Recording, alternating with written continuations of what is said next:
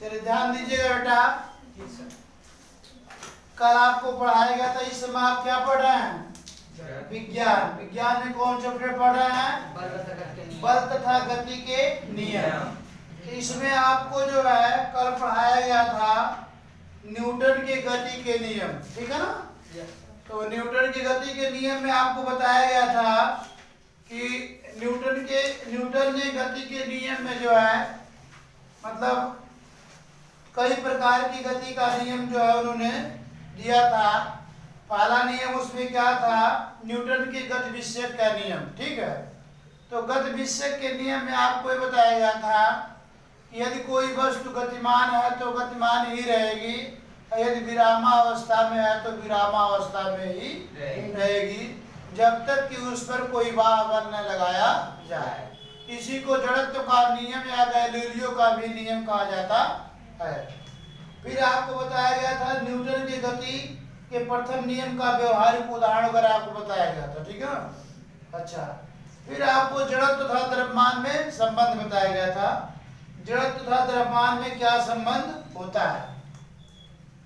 तो जड़त्व तथा द्रव्यमान में आपको संबंध में बताया गया था बेटा कि जड़त्व वह चीज होता है कि अगर कोई वस्तु स्थिर है तो उसकी अवस्था परिवर्तन के लिए जो है क्या करना पड़ता है?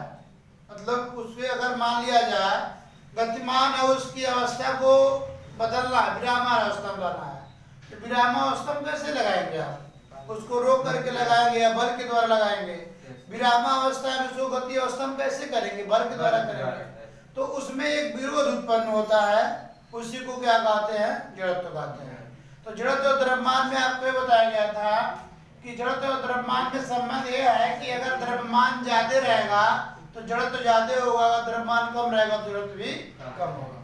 फिर आज आपका टॉपिक ये था बेटा कि जड़त्व के प्रकार, मतलब जड़त्व कितने प्रकार के होते हैं।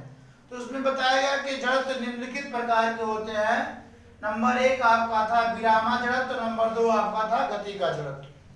तो विराम का जड़त्व का मतलब ये हो गया कि अगर कोई वस्तु क्या है, विरामा अवस्था में है और उसको आप गतिमान करना चाहते हैं, क्या करना चाहते हैं? गतिमान करना चाहते हैं, तो उस पे आपको एक वाह बल लगाना पड़ेगा, बाहरी बल। तो वाह बल आप लगाएंगे तब वो क्या होगी? गतिमान, ठीक है ना। इसी को क्या कहते हैं? विराम का जड़त्व कहते हैं।